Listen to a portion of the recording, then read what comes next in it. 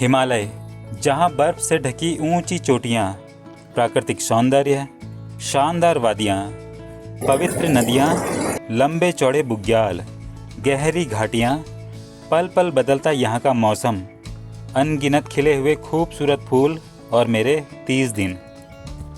नमस्कार दोस्तों, एक बार फिर से स्वागत है आप सभी लोगों का मेरे चैनल पे। आइए आज मैं आपको वहाँ की सैर कराता हूँ, जिसमें वहाँ पहुँचने के लिए कितने खतरनाक रास्तों से होकर गुजरना होता है, रास्ते में क्या क्या चीज़ें हैं, मैं कहाँ रुका था और वहाँ घूमने के लिए कौन कौन सी जगह हैं और मेरी दिनचर्या वहाँ पे कैसी होती थी, सब कुछ।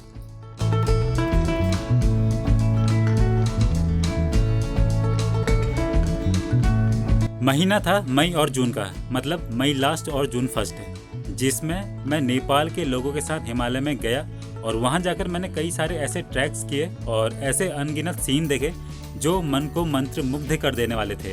यहाँ आने का सबसे बेस्ट टाइम अप्रैल से मिड जून तक होता है और यहाँ पहुँचने के लिए सबसे पहले आपको बझांग जिले के चैनपुर शहर में पहुँचना होगा और ये जगह नेपाल के सुदूर पश्चिम प्रदेश में पड़ती है। चैनपुर 1 वर्ग किलोमीटर में फैला एक छोटा सा टाउन है और चैनपुर से सूनीपाटन पहुंचने में 2 दिन का समय लगता है। मैं चैनपुर से 7 किलोमीटर ऊपर गांव में रुका था और गांव का नाम था अना। मैंने अपने दिन की शुरुआत सुबह 6 बजे से की। 15 मिनट चलने पर ही मुझे 1 किलोमीटर की एक सीधी खड़ी चढ़ाई लग चुकी थी। मैं चढ़ाई चढ़कर अब घोगाड़ा गाँव में पहुँच गया था। यहाँ सड़क तो थी पर वो पूरी तरह से टूटी हुई थी, लेकिन मेरे लिए अच्छी बात ये थी कि अब मैं यहाँ से तिरछा चल रहा था। सवेरे भूखा पेट चला था तो मैंने एक जगह बैठकर रोटियां खानी शुरू की जो मैं घर से लाया था। रोटियां खाने के बाद मैं आगे की तरफ चल दिया। अब मुझे पहाड़ उतरना था और मैं पहाड़ उतरकर सीधा नदी पर पहुंच चुका था। यहाँ से लगभग अगले 2 घंटे मुझे नदी के साथ साथ चलना था, कभी नदी के इस तरफ तो कभी उस तरफ। लोगों ने नदी क्रॉस करने के लिए यहाँ पे लकड़ी के गिल्टे या फिर लॉग डाले थे। मैं नदी के साथ साथ चल ही रहा था कि सामने एक दुकान दिखाई दी। जगह थी खर्क। पूछने पर पता चला कि आगे और भी कई सारी दुकानें हैं। मैंने 1 घंटा पहले ही रोटियां खाई थी, इसीलिए इस दुकान को छोड़कर मैं आगे की तरफ चल दिया। 1 घंटा चलने के बाद मुझे एक और दुकान दिखाई दी और ये जगह थी टाड़िया माड़िया।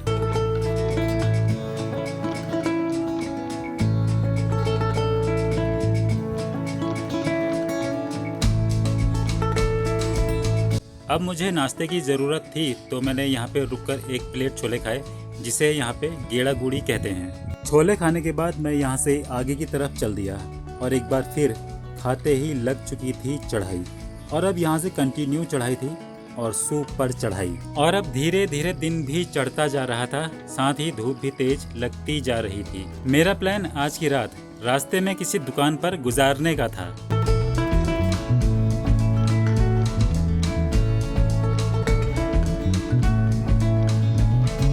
टाड़िया माड़िया से 2 घंटे की चढ़ाई चढ़ने के बाद अब मैं पाव मेला पर पहुंच चुका था।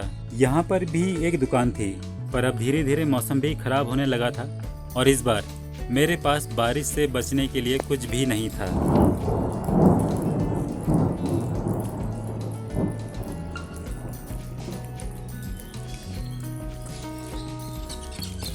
पाव मेला से 1 घंटा चलने के बाद मैं एक दुकान पर पहुंचा। जगह थी पाल हालनिया और आज की रात मुझे यहीं गुजारनी थी। यहाँ पे एक आदमी का खाने का चार्ज 200 रुपये और सोने का 100 रुपये था। बाहर काफ़ी ठंड थी तो मैं खाना खाकर शाम को 6 बजे ही लेट गया, क्योंकि कल सवेरे मुझे ये सामने वाली खतरनाक चढ़ाई चढ़नी थी। अगली सुबह मैं 5:30 बजे उठा। मौसम सुबह से ही खराब था, आसमान पूरा बादलों से ढका था। 6:30 बजे मैंने पार्थी की चढ़ाई चढ़नी शुरू कर दी थी। पार्थी ऊपर टॉप पर है और ये चढ़ाई वाकई बेहद खतरनाक थी। यह रास्ता पूरी तरह से चट्टानों पर था और इसको चढ़ने में पैरों के साथ साथ हाथों का भी इस्तेमाल करना पड़ रहा था। 2 घंटे की खतरनाक चढ़ाई चढ़ने के बाद अब मैं पार्थी मंदिर पर पहुंच चुका था। यहाँ पर एक बड़ा सा मंदिर था और चारों तरफ कोहरा ही कोहरा। मैं अपने साथ अगरबत्तियां लाया था तो मैंने यहाँ पर एक छोटी सी पूजा की। कोहरा तो अभी लगा ही था, पर मेरे लिए अच्छी बात ये थी कि आगे का रास्ता अब तिरछा था। पार्थी मंदिर पर भी एक दुकान थी। मैंने यहाँ पे नाश्ता किया, छोले और पराठों का। नाश्ता करने के बाद मुझे थोड़ी सी ठंड लगने लगी। मैंने अपने कपड़े चेंज किए और इसके बाद मैं आगे की तरफ चल दिया। और अब मैं जितना आगे जा रहा था उतने ही सुंदर नज़ारे मुझे दिखने को मिल रहे थे। सिर्फ और सिर्फ पहाड़, बुग्याल और घाटियाँ।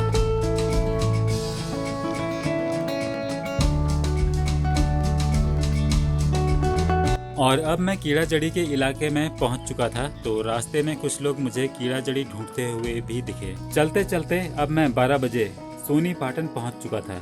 ये एक बहुत बड़ा मैदान था, लगभग 2 वर्ग किलोमीटर का, और यही मेरा रहने का ठिकाना भी। अब मैं अपने डेरे पर पहुंच चुका था और आगे का पूरा दिन मैं सिर्फ सोता रहा। वैसे तो यहाँ पूरा इलाका बुग्यालों से भरा पड़ा है, लेकिन फिर भी यहाँ कुछ जगह ऐसी हैं जहाँ जाना तो बनता है, जैसे कुंड, चूफी का ढलकना, तपोवन, धानचेरी, कुद्दूपाल का ढलकना आदि। इन सब की खासियत मैं आगे बताता हूँ। अगले दिन मैं आराम से उठा। सुबह मौसम साफ था, तो मैं हाथ मुंह धोकर कुंड दर्शन करने के लिए चल दिया।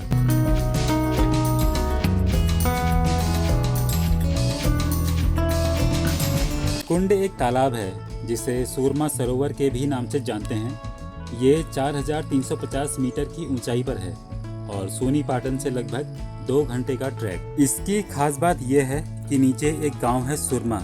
वहाँ पे अगस्त के महीने एक मेला लगता है और लोग वहाँ से इस तालाब पर पूजा करने आते हैं, वो भी नंगे पैर। और इसके लिए 10 से 12 घंटे की पथरीली चढ़ाई चढ़नी होती है। इसके बाद एक दिन मैं गया चूफी का ढलकना। यहाँ पहुँचने में मैंने 3 दिन खर्च किए। पहले दिन रास्ता भटका, दूसरे दिन कोहरा लग गया, तो इसी वजह से मैंने यहाँ 3 दिन लगाए। चूफी एक वैली है और ढलकना का मतलब होता है उतरना। तो मतलब अगर आप किसी पहाड़ी के टॉप पर पहुँचे या धार पर पहुँचे या फिर रिज पर पहुँचे और आपको दूसरी तरफ उतरना है, तो उसी उतरने को ढलकना कहते हैं। ये बीरू और चूफी का नुकीला पहाड़ था और यहाँ पर बहुत तेज ठंडी हवा चल रही थी। अगले दिन मैं गया तपोवन। ये जगह अंदर की तरफ एक वैली है और यहाँ एक जगह पर गर्म पानी भी निकलता है। इतना गर्म कि लोग इसमें नहा लेते हैं, इनफैक्ट तैर लेते हैं। फिर एक दिन मैं गया धानचेरी। ये जगह बेहद रोचक है। यहाँ 2 खेत हैं जिनके बीच में मेड़ लगी है और इसमें धान के पौधों की जैसी रुपाई की गई है। ऐसा लगता है जैसे मानो आदमियों द्वारा किया गया हो, लेकिन ये पूरा का पूरा प्रकृति द्वारा हुआ है और इसी वजह से इस जगह का नाम धानचेरी पड़ा है। फिर इसके बाद एक दिन मैं पहुंचा गुद्दूपाल का ढलकना।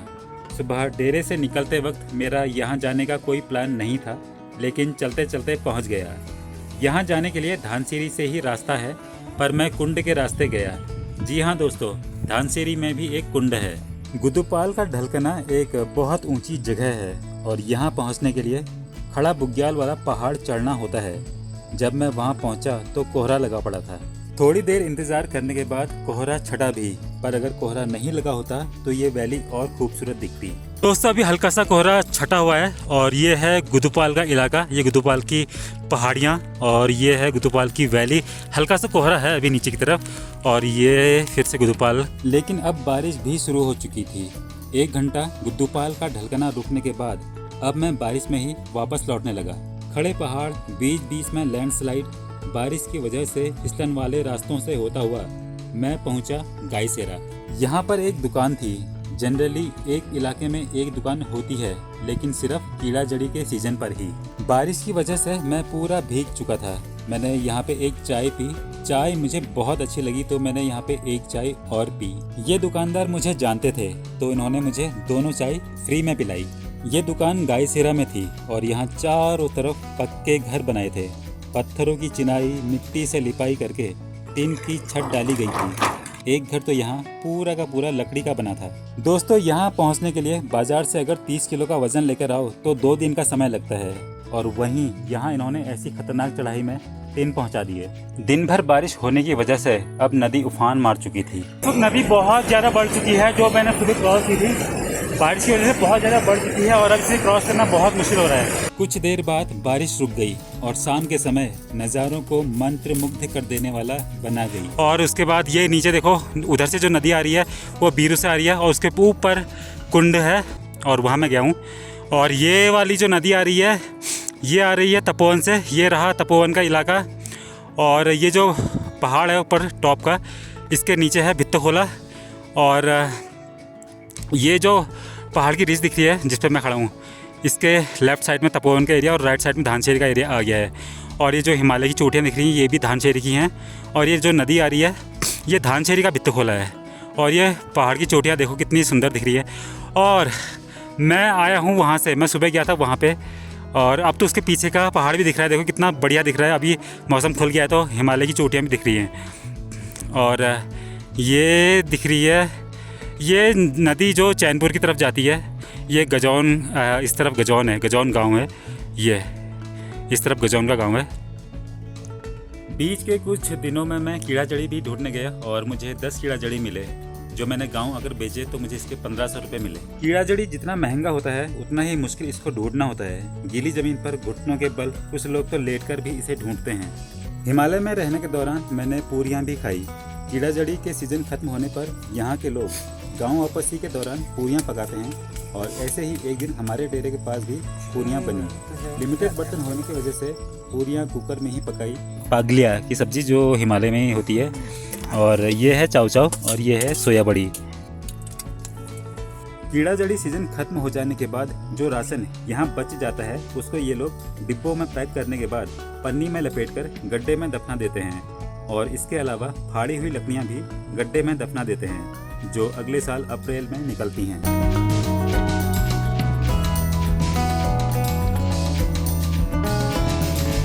एक महीना हिमालय में रहते रहते बरसात शुरू हो चुकी थी, जिसकी वजह से झाड़ियाँ काफ़ी बड़ी हो गई और साथ ही काफ़ी सारे फूल भी खिल चुके थे।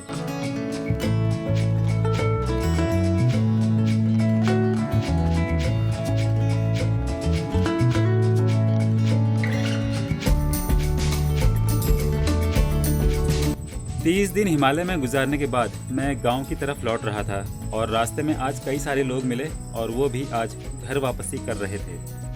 तो दोस्तों ऐसे थे मेरे हिमालय में गुजरे 30 दिन। इस दौरान मैंने वहाँ पे कई सारी जगहों की ट्रैकिंग की। इसके अलावा बर्फीली जगह पर रहने, घूमने और वहाँ पे रहन सहन का अनुभव आपको शेयर किया। दोस्तों आज के लिए बस इतना ही। मिलते हैं अगली ऐसी ही किसी रोचक जगह की सैर पे। तब तक के लिए बाय।